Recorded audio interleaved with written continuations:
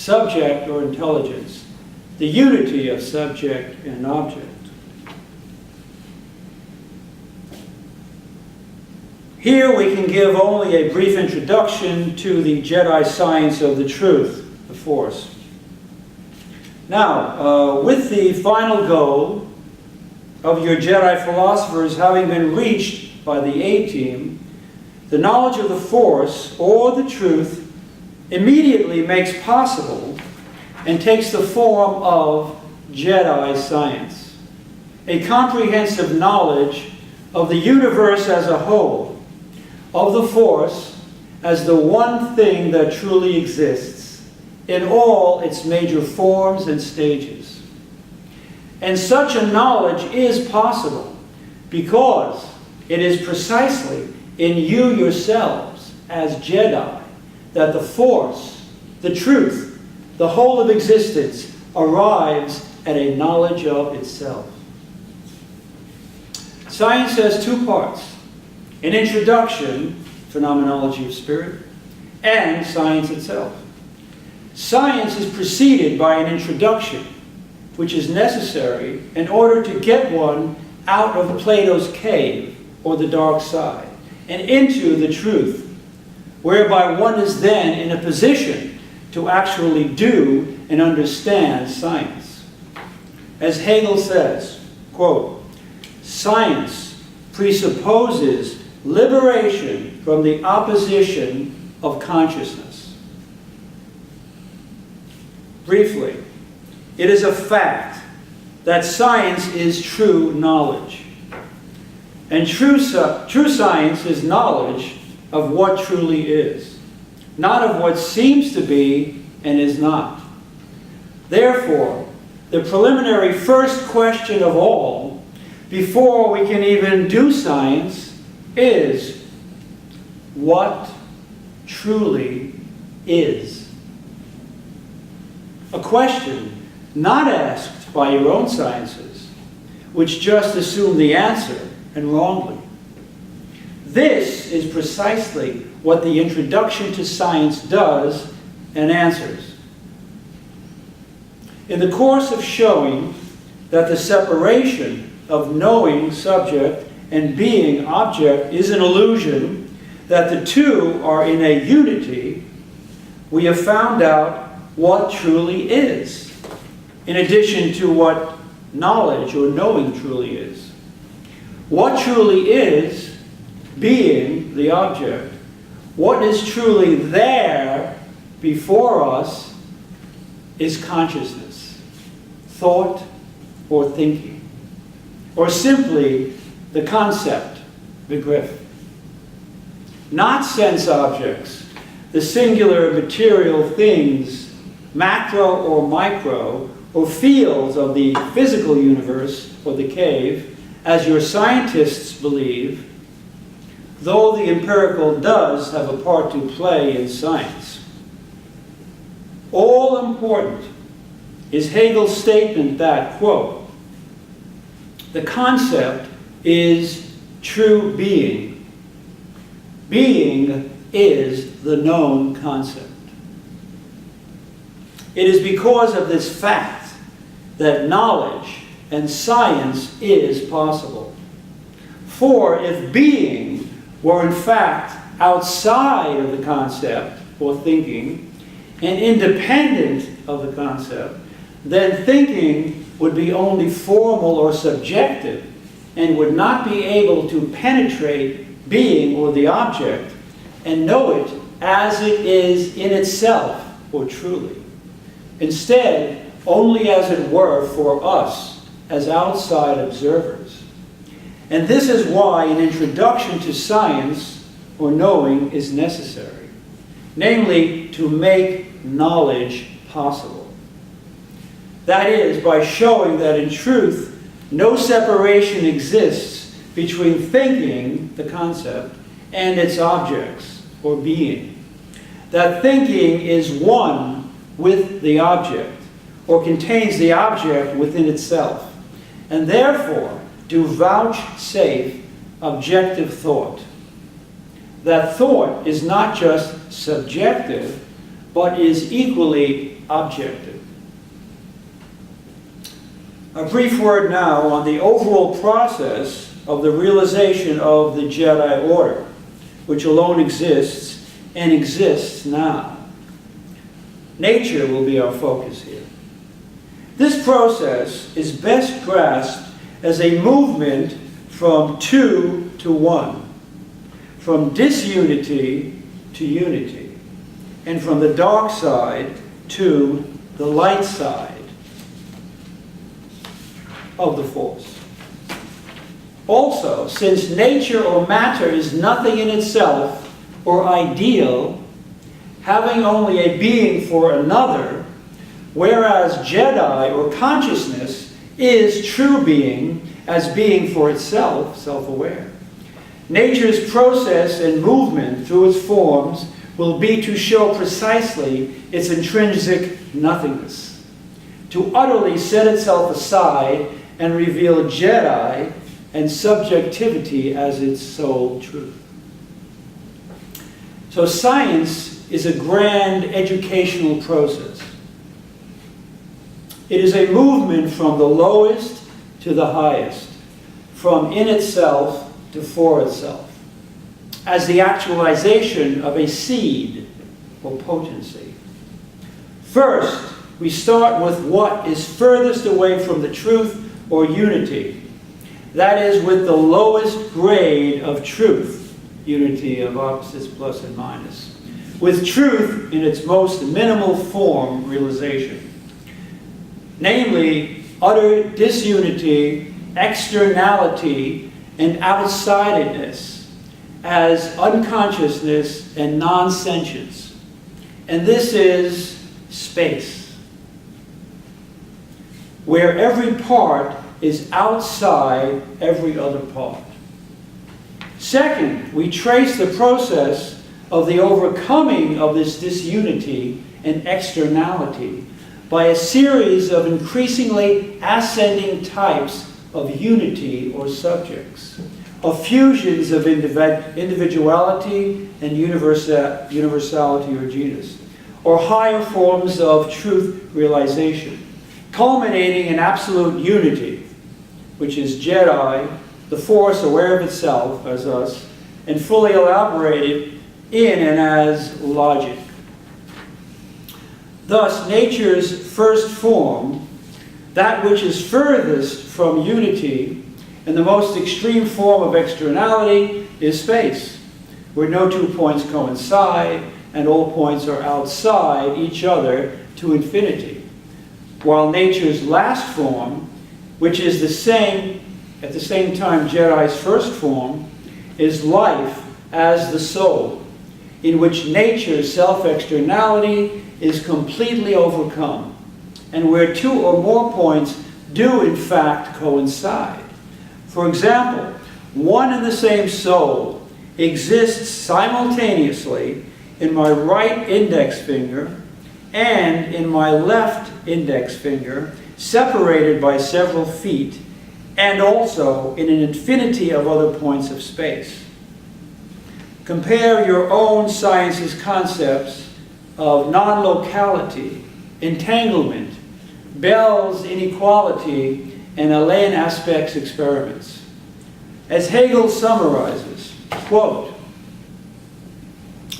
"The science of nature teaches us how nature sublates or cancels its externality by stages, how matter already refutes the independence of the individual, of the many, by gravity, and how this refutation begun by gravity, and still more by simple, indivisible light, is completed by animal life, by the sentient creature, since this reveals to us the omnipresence of the one soul at every point of its bodiliness, and so the sublatedness and untruth of the separation of matter.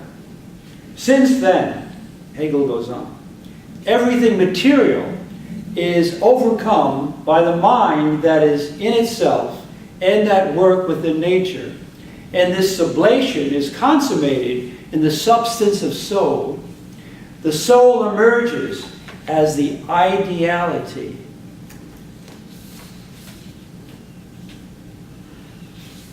of everything material. The soul emerges as all immateriality, so that everything called matter, however much it simulates independence to ordinary thinking, is known to have no independence in the face of mind. That's Encyclopedia 389. I only have space now for a brief word on the science of logic, which for Hegel is, quote, the system of pure reason, the truth as it is without veil, in its own absolute nature. It is the exposition of God as he is in his eternal essence prior to the creation of the universe. Logic, the logos, is the self-exposition of the concept, the begriff, in the form of objective thought determinations or categories. That is, of the inner force, or begriff, while the concrete sciences of nature and Jedi, mind, spirit, or the outer force, or begriff, are the self-explication of the begriff in the form or medium of exteriority.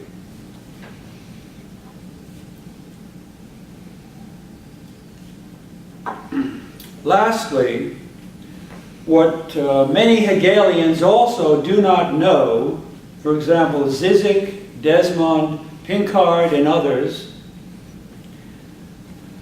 no, they don't know that nothing but the logical truly exists.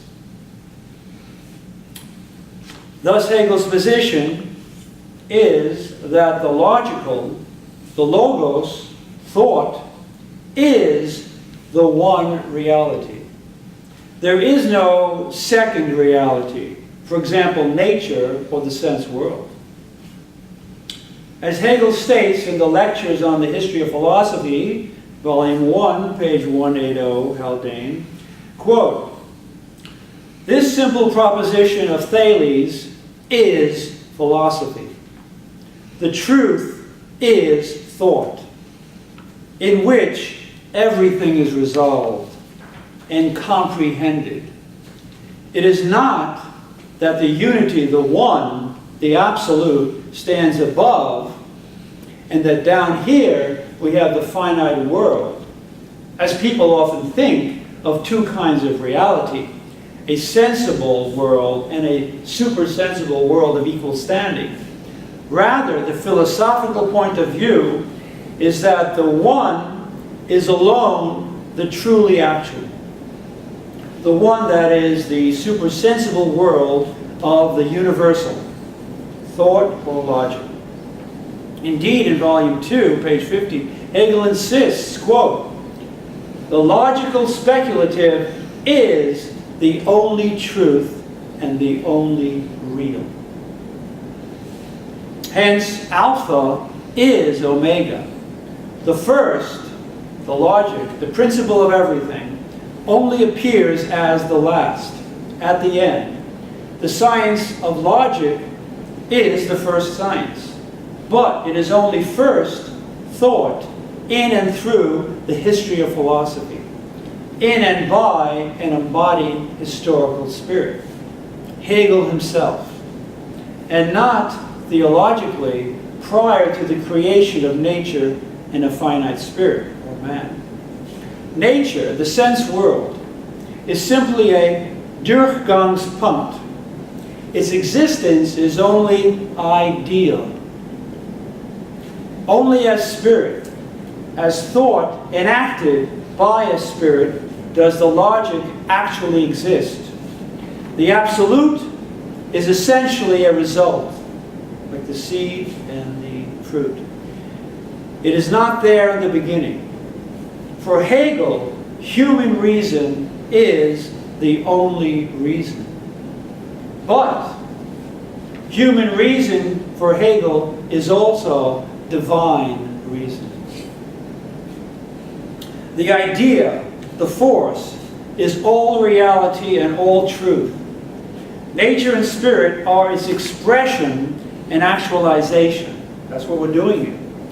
The key is that the logical idea and absolute spirit, qua philosopher, qua Hegel, in the end coincide. Hegelians overlook the crucial texts in absolute knowing in the phenomenology. Miller 486, 488. Quote, "Science does not appear in time and in the actual world before spirit has attained to this consciousness about itself. As spirit that knows what it is, it does not exist before," get this, "and nowhere at all, till after the completion of its work. Thus the content of religion proclaims earlier in time than science what spirit is, but only science is spirit's true knowledge of itself." And page 493, quote, "Absolute knowledge, the absolute concept, is the goal of history." End quote. This means history on planet Earth is over. It ended with Hegel. Of course, Hegel, as a particular ego, surrendered himself utterly to the truth. As he says in the preface to the Phenomenology, quote, "Science requires the individual to forget himself," end quote. And that Encyclopedia 159, quote, beautiful, "The concept is the liberation from one's finite exclusive ego and pain, and the concept is likewise love and blessedness." I will close this lecture with the following, which powerfully reinforces this point from my book, Hegel and the Solution. Some scholars feel that Hegel in the end failed to establish the identity of thought and being. These scholars, however, do not realize two things.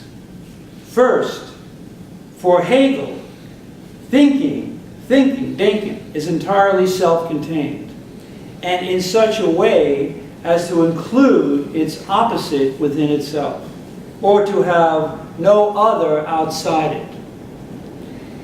Hegel's whole point in the Phenomenology is that it is impossible to egress from the I, to separate being from the I or thought, and to posit being as distinct from thought, to posit an independently existing thing. I would thus put to these scholars the question, what do you mean by such a being? What meaning can be given to such phrases as, quote, "For Hegel, being still remains outside of thought"?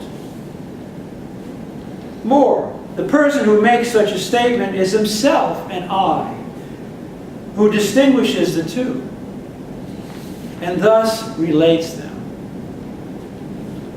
And second, you only have the problem if you do not start from the I, which you must do. Once you begin with the I, you cannot arrive at a being apart from you. You cannot even think this thought, as Fichte showed. Only at a being in relation to you, to the I, and such a being Hegel, with Kant, calls a category. In essence, the problem of philosophy, that is, the puzzle of what prompts thinking to think in the first place, is rooted in thinking itself, in its very nature. Thinking, according to Hegel, as said, is completely self-contained. Thus, the solution is bound up with the problem. That is, thinking creates its own problem, a problem which it alone can resolve. It thus contains the solution already, or a priori, within itself. It simply has to observe how it did it, how it strayed away from unity. Thinking has simply to observe itself, as Aristotle said, to think on its own thinking, or be critical or self-reflexive. To effect a cure, thinking must study the history of its disease, the history, namely, of philosophy, of errant reason. It must study the trail of categories it has left behind, and eliminate by unifying the tensions within each of them. Hegel, the philosopher-physician, in his Science of Logic, can be said to do just this. Heidegger, too, in his idea of a destruction or dismantling of the Western metaphysical tradition, has also made a contribution in this direction. The critical point is that there in reality is no problem. No subject-object, thought-being opposition, or incommensurability, and never was one.